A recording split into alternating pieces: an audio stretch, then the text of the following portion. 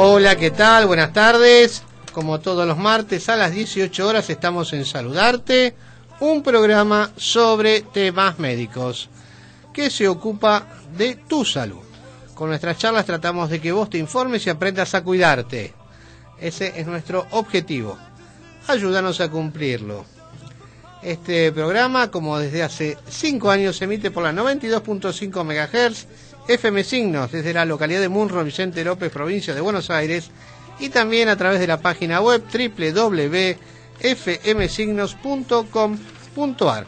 En diferido nos escuchan en Córdoba a través de la 94.1 FM Radio Perfil Jovita, la estación 101.1 de la localidad de Villa Valeria, la 99.3 FM Belén de la localidad de Alejo Ledesma.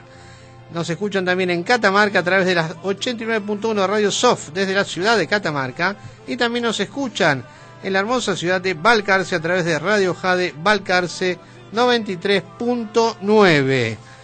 Les damos la bienvenida a todos nuestros oyentes. Soy el doctor Marcelo Bus y ahora tengo el placer de presentar a mi colega, amiga, co-conductora del programa, la doctora Carmen Vázquez Rodríguez. ¿Cómo te va, Carmen? ¿Qué decís? Muy bien, Marcelo, un saludo grande a todos los radioyentes. Y hoy nos espera un muy buena estadía con el licenciado Ángel Barraco, que es licenciado en psicología, especialista en legislación de salud mental, obviamente, y asesor legislativo especializado en salud mental. Fue uno de los coautores de la Ley 448 de salud mental de la ciudad de Buenos Aires. Tiene además de eso muchos otros títulos. Estudió psicología, licenciado en psicología, asesor de planta de la Comisión de Salud, corredactor de la Ley 153 también básica de salud, posgrado en la carrera de especialización en política y gestión de salud mental, miembro del Consejo Consultivo Honorario de la Ley Nacional de Salud Mental número 26.657, miembro del Consejo General de Salud Mental de la CABA e integrante de la Red por la Plena Implementación de la Ley Nacional de Salud Mental. La verdad que es un honor tenerlo hoy con nosotros. ¿Cómo le va? ¿Qué tal? ¿Cómo anda? Un gusto la invitación. Bueno, la verdad que es un placer. Hoy además, como todos saben, es el Día Mundial de la Lucha contra el Bullying, uno de los también problemas serios que tenemos hoy en la salud mental, ¿no es cierto? Exactamente. Entre tantos otros. Entre tantos otros. Fenómenos de violencia. Exactamente. Bueno, licenciado, cuéntenos un poquito qué problema hay con esta ley, porque sé que ha habido varios conflictos, ¿no?, con la ley 448, ¿no es cierto? Sí, en realidad desde la sanción de la ley 448 de la Ciudad de Buenos Aires en el año 2000, una ley de avanzada, a pesar de los años que lleva sancionada e incumplida, porque esto también hay que decirlo, en realidad trajo aparejado una serie de conflictos inesperados, más que nada por factores corporativos y políticos. Desde la perspectiva política, por justamente la inacción gubernamental de los diferentes gobiernos que han pasado por la Ciudad Autónoma de Buenos Aires. O sea, no estamos hablando de ningún problema político con ningún gobierno, sino es la responsabilidad de los gobiernos, más allá de obviamente los signos ideológicos que representan, algunos más, otros menos. Creo que hoy en la actualidad hay que hacer una diferenciación. Igualmente es también, no solamente en salud mental, a otro nivel de salud también hay el mismo problema, ¿no? Al menos en la ciudad verifica un achicamiento muy grande, que va de la mano no solo por la falta de los recursos, por la falta de ir reponiendo el recurso humano, que es fundamental. Claro. Y lo tenemos, digamos así, visualizado en las cifras de la demanda de atención. En la Ciudad de Buenos Aires, desde hacía algunos años, el porcentaje de la población de la Ciudad de Buenos Aires que recurría al sistema público de salud era aproximadamente entre el 23 y 24%. El otro resto, significativo, 70 y tantos, estaba obviamente en el sector privado o de la seguridad social. Un relevamiento que hizo justamente la ciudad hace poquito tiempo, bajó estadísticamente y solo el 18% de la población se atiende al sistema público, con Sí. lo cual nos está dando una pauta de que hay toda una situación donde ha quedado una salud pública que solo está dirigida a los sectores justamente más vulnerables. Por eso es una contradicción, ya que obviamente el peso parece ser sectores medios, o sea, tienen coberturas privadas, Claro. pero eso hace que también influya mucho en el tema de la falta de destino de presupuestos y recursos para la salud, y mucho más significativamente para la salud mental. Claro, aparte es un tema mucho más complicado. Totalmente. El de la salud Sí. mental, porque hasta ahora se ponían en instituciones como para...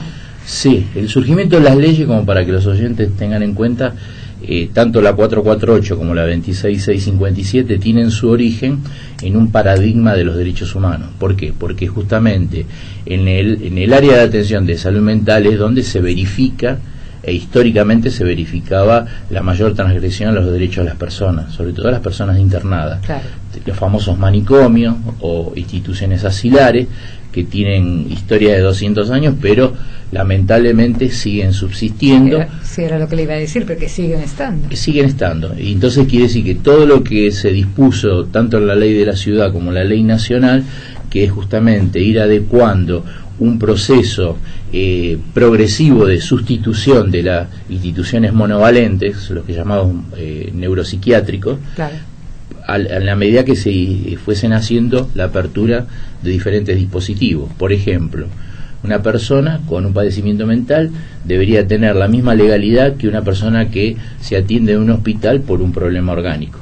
Sin embargo, sabemos que hay un gran prejuicio de parte del sector profesional. Yo lo he padecido. Trabajé bastante tiempo en el Hospital Álvarez, en el hospital de día, y bueno, compartíamos el pabellón con dermatología, y a cada rato venían a quejarse por los pacientes que en realidad no molestaban, y decían, estos pacientes tienen que estar en el borda.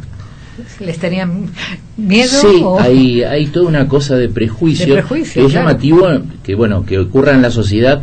Obviamente es así, porque también la cuestión de los medios de comunicación están muchas veces ligando el padecimiento mental con la cuestión del delito y la criminalidad, cuando nada está más lejos de eso. El porcentaje de las personas con problemática de salud mental que han de alguna manera tenido conflicto con la ley, o sea, es ínfimo en relación al porcentaje total. Bueno, pero esto es obviamente un prejuicio, y que habla también bien a las claras cómo es un sistema históricamente hospitalocéntrico, médico hegemónico, sin que esto lastime la susceptibilidad de nadie, porque los grandes sanitarios y todo hablan del modelo médico hegemónico, y que hace muy difícil que se pueda de alguna manera integrar en un sistema de salud la salud mental. Que dicho sea de paso, en realidad hablamos de salud mental porque requiere de una especificidad que para poder ser reconocida tanto en los sistemas como en la cuestión de los recursos, porque uno debería pensar que en la medida que esto se hiciese, digamos, efectivo, todas las transformaciones que hay que llevar adelante, habría que dejar de hablar de salud mental. La salud es una sola. O sea, claro, lo que pasa es que tenemos una fragmentación del sujeto, sí, que se ve específicamente en la formación profesional. Claro. En un lado se estudia lo orgánico, en otro lugar, en otra facultad se estudia la mente, lo psíquico, en otro los fenómenos sociales, en otro los comunicacionales, y entonces vemos de que no hay una integralidad como pretenden las leyes que así lo definen. Claro, la ley esta, por ejemplo, lo que destaca o lo que hace el cambio, como usted decía, en el paradigma, es un concepto como integral de salud, ¿no es cierto? Y ahí entra la vivienda, la dignidad para su trabajo, lo afectivo, lo comunitario, que en realidad, como usted dice, lo pasaríamos a la salud en general. Por no eso particularmente a la salud mental. Exactamente. Los procesos, digamos, de sanitarios. Lo que pasa es que cuesta también, desde la perspectiva de salud, cambiar esta hegemonía de ser el hospital, el centro y el feudo del sistema de atención. Porque se habla a más no poder de la atención primaria de la salud, y lo que menos justamente se apuesta y se pone en práctica es la atención primaria. yo solo le doy por caso a la Ciudad de Buenos Aires. En nuestra ciudad tenemos 34 hospitales, entre hospitales generales y especializados, y en relación 44 CESAC, que son los centros de salud y acción comunitaria, que no guarda relación. Claro. Entonces quiere decir que el criterio de atención primaria para que la persona que requiere de ser atendida vaya al lugar más próximo a su domicilio, en los efectores de atención primaria, para que de acuerdo a la problemática y la complejidad de que atraviesa, bueno, en un primer momento en el CESAC, para después sí darle digamos derivación a la atención a un nivel secundario o terciario, de acuerdo a la complejidad, con la característica que salud mental no coincide estos tres niveles de atención, porque en realidad la salud mental no requiere de aparatología, el recurso por excelencia es el recurso humano, el recurso claro. Sí, cierto. ¿Y ese recurso es escaso? O porque yo estuve leyendo también que en la misma ley dice que el presupuesto se debería ir aumentando en un lapso que no recuerdo ahora, y no sé si se está haciendo, hasta alcanzar un determinado porcentaje. La ley nacional en realidad se puso como algo indicativo, orientador, que dice que progresivamente las provincias deberían adecuar que el 10% del porcentaje que se destina a salud fuese para salud mental.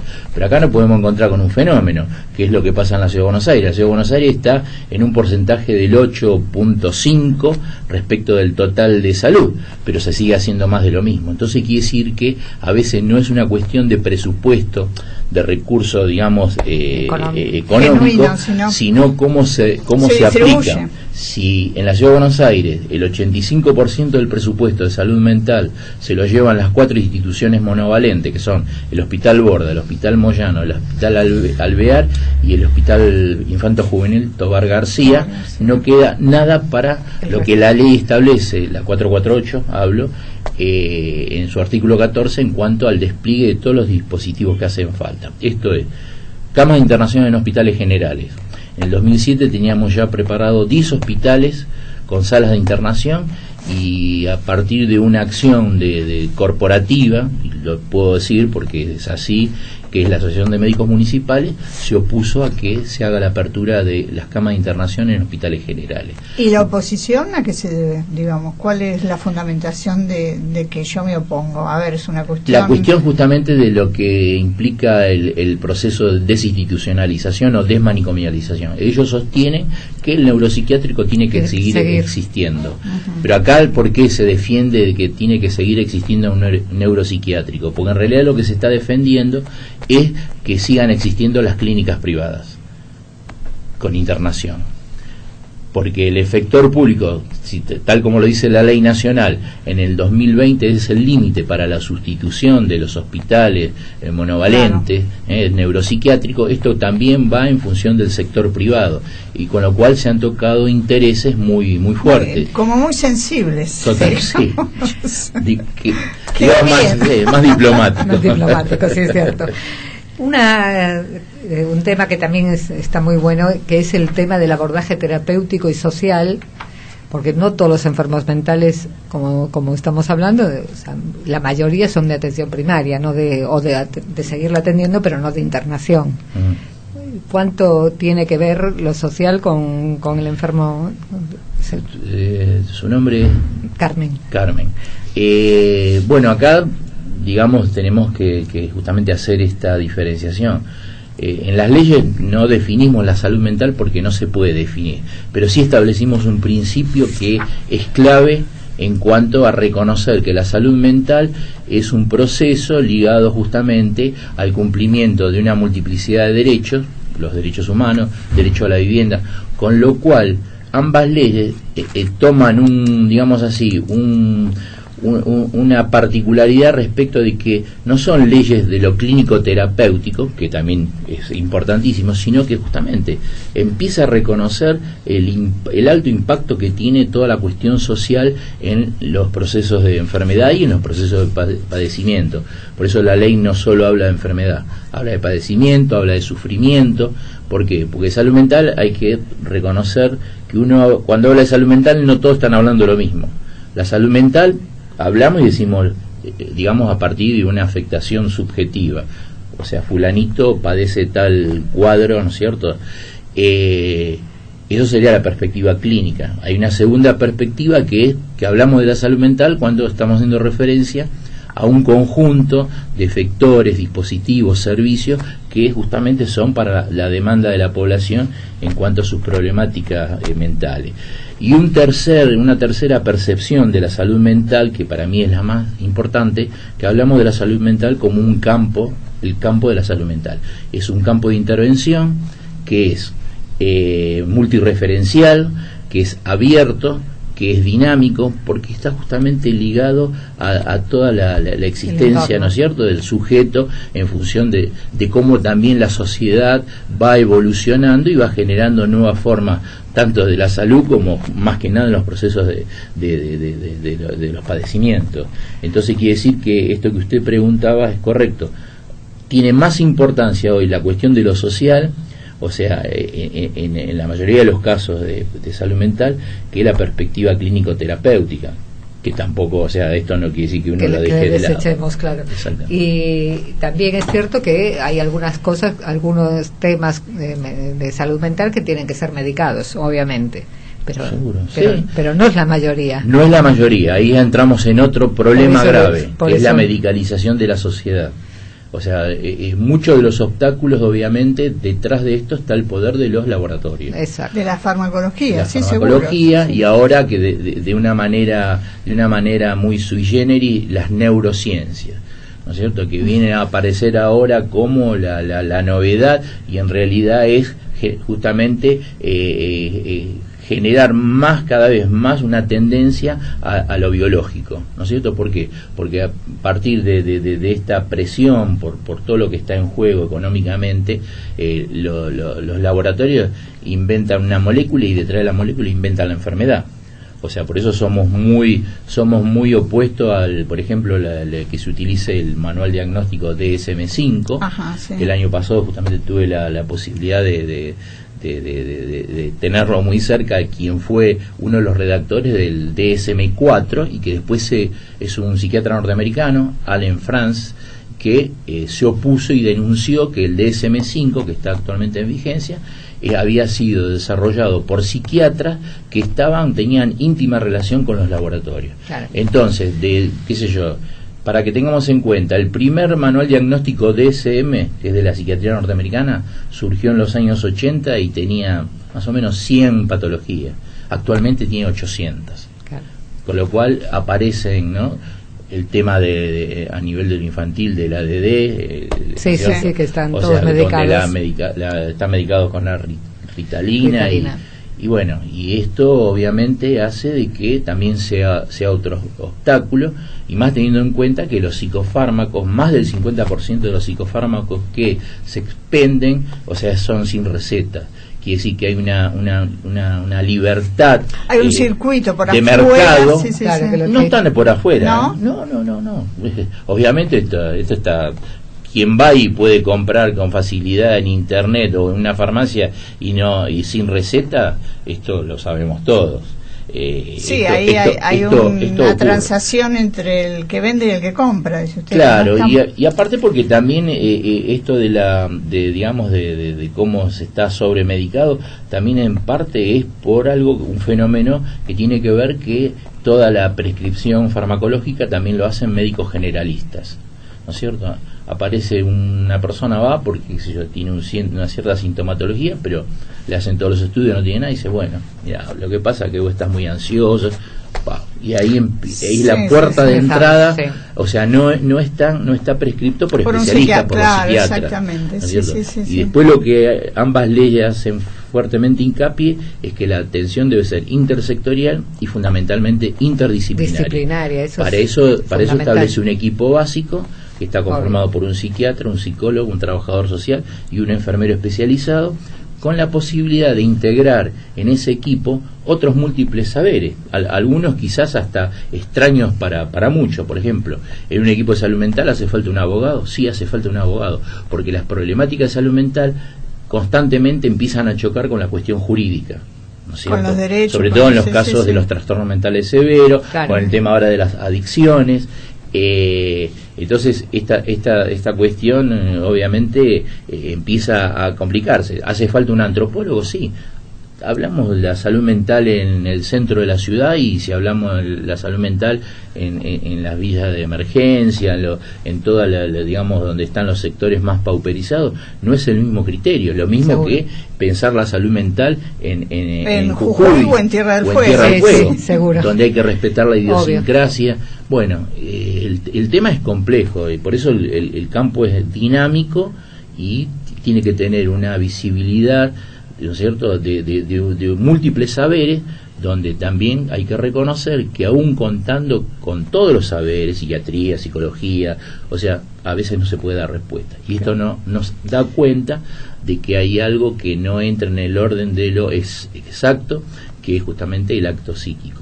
El acto psíquico, el acto mental, es obviamente impredecible, imprevisible, y entonces requiere otro criterio respecto de lo que son los padecimientos orgánicos, donde uno, digamos, cuenta con elementos, si se quiere, más positivistas, más empíricos, para poder dar respuestas. Bueno, estas son cuestiones que todavía no han podido, digamos, entrar de lleno en una cultura, y sobre todo en el imaginario social, donde sigue de alguna manera asociando las problemáticas de salud mental con el delito, la criminalidad. Discriminando. Sin ir más lejos, la semana pasada tuvimos que salir a hacer frente a una avanzada nuevamente del Poder Judicial y poderes gubernamentales, porque querían reabrir la unidad 20 en el Borde y la unidad 27 en el Moyano, que eran las unidades penales penitenciarias. Claro, porque muchos años para sacarlo, y bueno, querían otra vez abrirla porque no dan abasto con las cárceles, y eso sería terrible, porque sería devolverle justamente a la sociedad de que en realidad esos hospitales están las personas que también tienen algún problema, ¿no es cierto?, en conflicto con la ley. Como confirmarle que lo que circula es cierto, ¿no es cierto? Ahora, está la ley, está reglamentada ya esta ley hace bastante tiempo. Están los profesionales, porque acá en Argentina hay muchos profesionales de todos los campos. Lo más importante lo tenemos. Está un presupuesto que podría ser mejor, pero está. ¿Qué es lo que no está? ¿Qué pasa? La decisión política. Claro. La decisión política de que sea una cuestión de Estado, ¿esto? La cuestión política de cumplir con las leyes. Esto es lo insólito, que uno, si cruza un semáforo en rojo, lo multan. Sí. Acá no se cumplen leyes que tienen que ver con lo más entrañable del ser humano, y no pasa nada. Tampoco lo toman los medios de comunicación este tema. Porque son parte del ocultamiento. Son parte del ocultamiento. Salvo acá. Saludarte, pero porque por eso estos son los espacios donde hay que hablar. Exacto, saludarte no tiene un motivo económico. Claro, así que tratamos de difundir lo que tenemos que difundir. No, es así, lo digo con conocimiento de causa. Yo he ido a programas en canales de cable, pero llegar a la televisión abierta, llegué hasta la puerta y me la cerraron cuando empezaba el programa. O sea, hay mucho poder económico dando vuelta, muchos intereses. Y el problema también es los ataques que tienen al sistema interdisciplinario, ¿no es cierto? Ese es el gran problema que tenemos.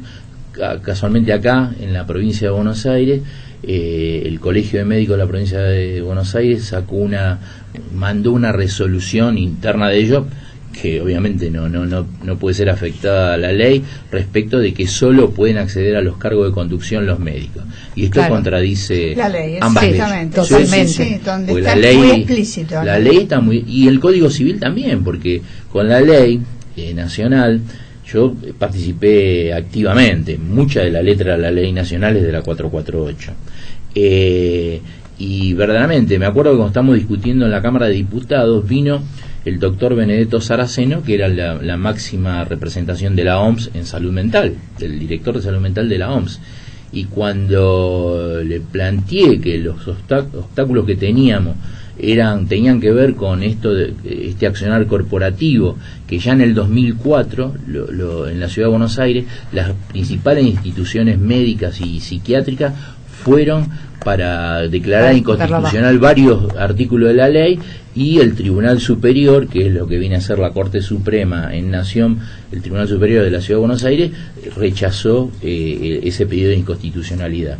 Bueno, a partir de ahí, entonces sí, empezaron a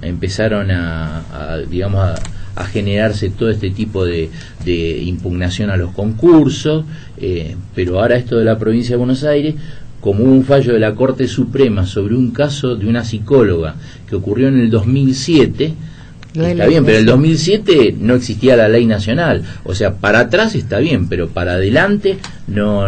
Así que bueno, es una cuestión. Y le comentaba la anécdota con el doctor Benedetto Saraceno, cuando le planteó que esto que está ocurriendo, dice, no lo puedo creer, dice, vengo de Canadá, dice, y la directora del hospital era una enfermera. Sí, ¿Por qué? sí. Porque se confunde las incumbencias con las competencias. Las incumbencias es lo que, como código deontológico y espacio de acción, tiene cada profesión, perfectamente delimitada. El psicólogo no puede prescribir fármaco, claro. O sea, cada uno tiene que hacerse su límite. Su límite.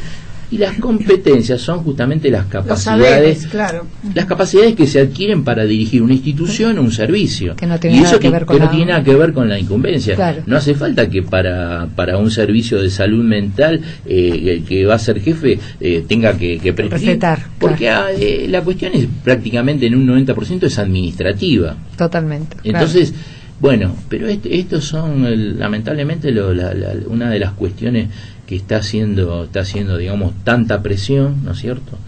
Y que abonada por un gobierno porque esto hay que decirlo.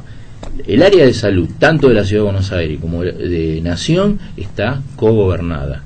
En el aspecto político por el partido, digamos, que está en el gobierno, y está gobernada también por el poder corporativo, porque los ministros, los directores de hospital los pone la corporación, no van por concurso, a pesar que la Constitución de la ciudad, la Ley Básica de Salud, establece claramente que tiene que ser por concurso abierto.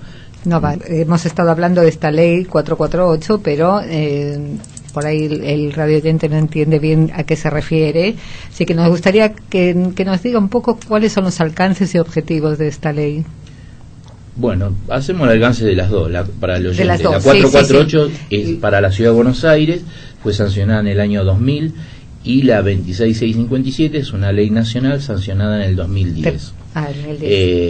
Ambas leyes propician un cambio de paradigma, justamente de un paradigma que transgrede los derechos humanos a un paradigma de plenos derechos. Quiere decir que si el Estado y la sociedad en su conjunto tienen que velar por los derechos de la persona, con mucha más razón aquellos que están en una situación de mayor vulnerabilidad. Claro, que no pueden ellos velar por sí mismos. La ley nacional establece una serie de digamos de cuestiones muy puntuales. Una era la internación, que es donde justamente se verifica el mayor grado de transgresión, cuando las personas entran con fecha cierta, pero no tienen fecha cierta de salida, claro. A diferencia de alguien que es penalizado, que sabe que cumplida su condena, sale, el que padece mentalmente y cae en una institución de asilar, no tiene posibilidades de salir y no sabe cuándo. Entonces es una ley, decimos, son leyes de derechos humanos. Establece un régimen de internación muy controlado, y también hace un giro, diría yo, copernicano, que el poder que estaba en manos del juez pasa al equipo interdisciplinario. Perfecto. Quiere decir que hasta el 2010 el que tenía la potestad de determinar si una persona quedaba internada o no era el juez, y el juez de salud mental no sabe nada. Obvio. Entonces, esto también fue resistido, inclusive por los sectores de la psiquiatría más tradicionalista, que está muy digamos en conjunción con el entramado jurídico, porque históricamente lo jurídico necesita de un discurso para poder sostener su acción, y la psiquiatría, obviamente, desde la perspectiva de la clasificación, del diagnóstico, bueno, se encargó de darle todo ese sustento, pero las cosas han cambiado. Entonces, Sí. ¿Le puedo hacer una consultita? Sí. ¿Qué pasaba con aquel paciente que estaba internado por dictamen del juez y tenía una recuperación? ¿Volvían a hacer un dictamen o quedaba...? Se solicitaba, se le informaba al juez, pero el juez podía decir no sale. O sea, no un equipo... No, bueno, tengamos en cuenta que en salud mental hubo muchos casos de personas internadas por las propias familias, por la cuestión de los recursos, las propiedades. Yo siempre digo que el manicomio en realidad cumplió y cumple dos funciones. Una es la que le exigió culturalmente en el mundo desde que nacieron en el siglo XIX, que era justamente el de control social. Sí. Y después empezó a tener otra función, que es una función como una unidad de producción. Mueve muchos recursos. En el manicomio vive el juez, el abogado, los enfermeros, los psicólogos. O sea, es tan difícil de desestructurar que uno dice, por más que una persona tenga muy buena voluntad, una ética intachable, en estas instituciones verdaderamente terminan fagocitando hasta el más envalentonado para llevar adelante. Entonces, bueno, el hecho de devolverle al saber digamos la jurisdicción de la determinación de que si una internación es viable o no, cuando una internación pasa a ser voluntaria e involuntaria, bueno, eso es parte del equipo interdisciplinario. Genial. Por suerte esto se pudo plasmar también en el Código Civil, que dicho sea de paso, cuando sancionamos la ley nacional, se dio de baja la ley 22914, que era un régimen de internaciones que había salido en la postrimería de la dictadura. De la dictadura militar, exactamente. Sí. Yo creo que, bueno, el régimen de internaciones, que hay mucho control y que si inclusive el juez tiene acción, porque si puede ocurrir que un equipo interdisciplinario no actúe sobre una persona, entonces ahí está bien que el juez sea quien vele por los derechos de la persona y obligue, que esto también puede ocurrir. Claro. Después la otra cuestión tiene que ver, bueno, con el, digamos, del reconocimiento a lo interdisciplinario, tiene que ver con el control, con el uso razonable de los psicofármacos. Esto también enojó mucho a los sectores médicos, porque decía como que se lo estaba acusando a todos. No, acá no, es para nada más que justamente para dar protección, porque tampoco nadie puede negar que uno va hoy a un manicomio y va a encontrar a los pacientes babeando, porque están obviamente sobremedicados para que no molesten. Ahora, por ejemplo, bueno, las 4 instituciones que usted nombró, que es el Borda, el Moyano, el Tobar García y el Alvear. ¿En qué condiciones están ahora actualmente en cuanto a la prestación del servicio, a lo edilicio, a lo profesional? Bueno, están en un proceso de vaciamiento. O sea, que esta es otra de las grandes paradojas.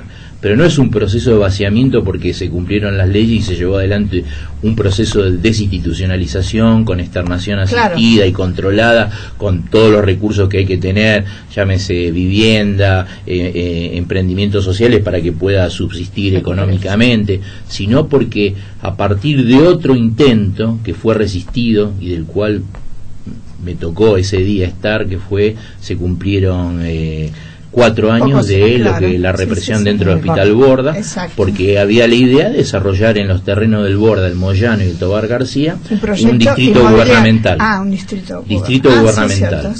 Que fue cuando tiraron el taller protegido número 19. Yo justo estaba ahí con unos legisladores, pues nos llamaron urgente. Fue terrible, nunca vi un despliegue tan descomunal y dentro de un hospital de salud mental. Es único caso en el mundo.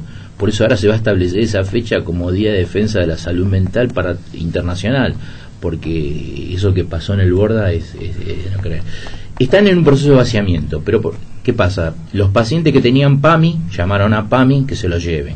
Los pacientes que tenían el PROFE que se lo lleven. Porque yo creo que van a volver sobre esta cuestión de utilizar los terrenos para el distrito gubernamental. Y está también una planificación de achicamiento de lo público. Esto es indudable.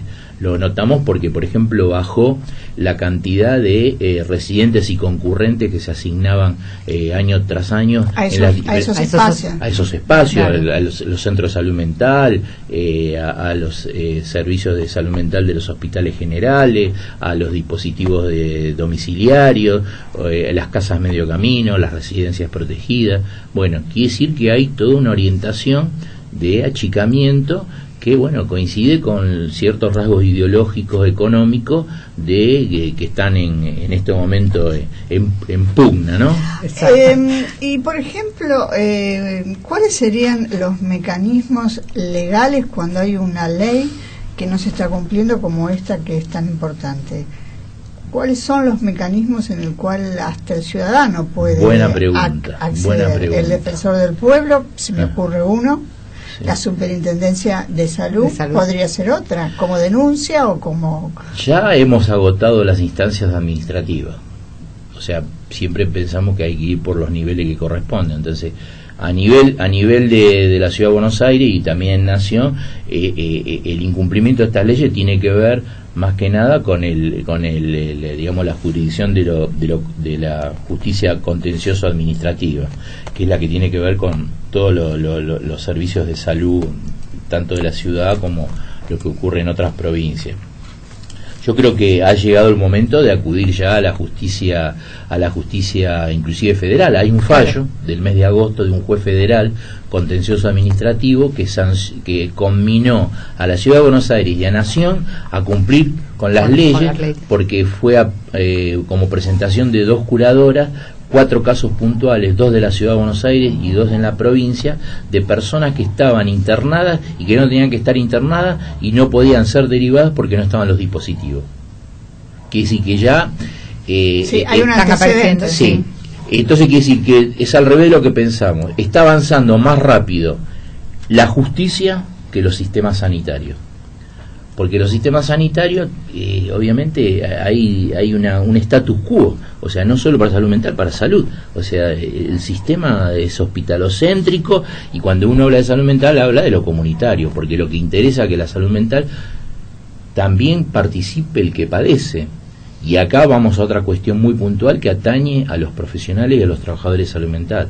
De lo que se trata es un giro radical en cuanto a la comprensión del padecimiento mental, y esto implica un lugar de renunciamiento profesional, independientemente de la profesión de cada uno, frente al que sufre, como que es el depositario del saber y el que sufre es el ignorante. Y en realidad en salud mental, si no está la participación, si no está justamente la posibilidad del propio paciente y de su familia de ser parte del proceso terapéutico, indudablemente vamos a ir teniendo más de lo mismo.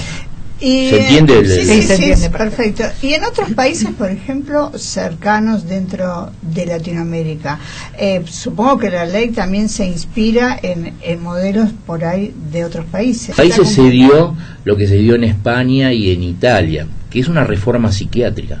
Nosotros apostamos más, apostamos una reforma en salud mental, porque la OMS, que apoyó como nunca la ley y la está recomendando en todas partes del mundo, o sea, también tiene obviamente todo un entroncamiento médico, por lógica. Entonces, ¿qué pasa? Solo gira alrededor de la psiquiatría, y a lo demás que lo llama comunitario no termina de definirlo. Y en realidad, en el proceso terapéutico es importante la intervención de múltiples actores. En un primer momento es importantísimo la intervención de un psiquiatra. Esto nadie lo duda, porque puede necesitar un paciente de ser medicado. Obvio. También necesita psicoterapia, pero también un trabajador social que se preocupe cómo se le puede dar curso a alguien que está, sin recursos, o una familia ausente o que lo abandona, claro. Que es lo que generalmente se da. También es importante que intervenga un abogado, o sea, en cada momento, inclusive un actor de la comunidad, un cura, un amigo, una institución barrial, o sea, son actos de salud mental, que también en salud mental hay que decirlo, hace falta mucha creatividad. O sea, ¿y hay algún tipo de prevención para nuestra salud mental? Estamos en problema. Hablar de prevención en salud mental es entrar en un tema muy complicado. ¿Por qué? Porque cuando todo un sistema, y no solo acá en el mundo, está direccionado al asistencialismo, no hay recursos para la prevención.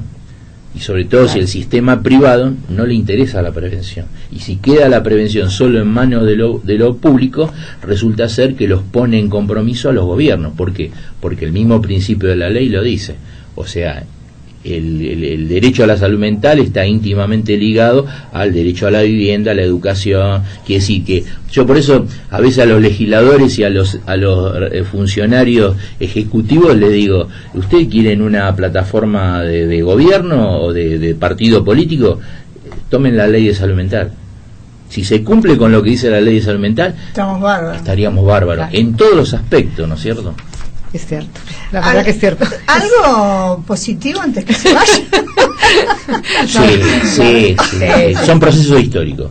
Yo me angustié mucho, imagínense. Obviamente. En el 2000 sancionamos la 448 y yo dije, bueno, en 4 o 5 años. Ya está, claro. Ya está. Obvio. No pasó con la ley nacional 2010, estamos al 2017, tampoco pasó, pero yo creo que son procesos históricos, ¿no es cierto? Y siempre tomo una frase de justamente de Franco Basaglia, este psiquiatra italiano fenomenal que lleva adelante el proceso en Trieste de desmanicomedialización, que decía: frente al pesimismo de la razón, el optimismo de la voluntad, ¿no? O sea, eso sí, quiere decir que el intervenir más allá de las vicisitudes de los sistemas, yo creo que cada uno, en la medida que genere una nueva ética profesional y social, está en capacidad siempre de dar alguna ayuda. No bajar los brazos. Claro, porque justamente es el recurso fundamental. Quizás no va, ¿a dónde lo mandamos? ¿Dónde puede dormir? ¿Dónde? Pero hay otras cosas, ¿no es cierto? Y sobre todo lo que significa en la palabra, y también la cuestión farmacológica está generalmente. Claro. Pero bueno, hacen falta los dispositivos y de una vez por todas romper con prejuicios, tanto corporativos como sociales. Claro, bueno, no vamos a bajar los brazos. No, para nada. Vamos Aparte yo estoy convencida que los discursos que van quebrando el hegemónico, digamos, obvio, va haciendo ruido y va haciendo fracturas y va generando otros espacios de salud mental también. Sí. Ahora, que no alcanza para sanear todo el sistema, eso es lógico, pero que hay mucha gente que se preocupa porque estemos mejor en todos los aspectos, yo estoy altamente convencida de eso. Por suerte siempre queda algo. Por eso se le oculta la salud mental, porque la salud mental interpela al Estado, interpela a la sociedad e interpela al campo profesional y de trabajadores. Y nos interpela como a nosotros mismos, porque cuando uno está al lado de un otro que tiene una alteración mental, nos desubica. Esto, nos sentimos amenazados, con miedo, y esto también hay que trabajarlo. Obviamente, y a través de campañas, ¿no es cierto?, desmistificar eso e incorporarlo, porque si no por eso digo estamos en el mismo punto. Es angustiante siempre. Los tiempos personales, Sí. pero realmente son de optimismo los tiempos históricos, sociales. Yo creo que todo, así como se sancionó una ley de matrimonio igualitario cuando nadie pensaba, sin embargo un colectivo minoritario se puso y la sociedad lo entendió y lo aceptó cuando antes era muy difícil. Sí. Entonces quiere decir que hay temas que hay que instalarlos, es un factor cultural, por eso digo, es una batalla cultural. Bueno, entonces nos va a venir otra vez a darnos una buena charla. Como no, me gustan estos espacios, son verdaderamente... Y es importante poder Sí. transmitir lo que nadie sabe, porque yo sinceramente no sabía cómo estaba exactamente. Sé que no se le está dando el cauce que tienen que darle, pero no sabía que era tanto. O sea que la verdad que si yo no lo sé y vos no lo sabías tampoco, claro, la gente tampoco lo sabe, así que hay que difundirlo para que todos apoyen este tipo de... Exactamente, así que como este espacio, multiplicarlo y obviamente también el boca a boca familiar. Es una ley que verdaderamente digamos, resguarda los derechos fundamentales y de quien está justamente más vulnerable. Y como sociedad tenemos que estar pendientes de los más vulnerables. Lo que pasa es que, bueno, atravesamos tiempos difíciles desde el consumo y la concepción de la salud. Si la salud es una mercancía, a la cual yo a ese concepto me opongo, o si la salud es un valor social con el cual cuento, y creo que la solidaridad y no la competencia debe ser el eje que debe acompañar las acciones. Obviamente. Bueno, le agradecemos un montón, ya se nos ha terminado el tiempo, nos van a sacar del aire, así que solamente agradecerle mucho por esta... No, gracias a ustedes y fue un gusto estar acá. Muchísimas gracias.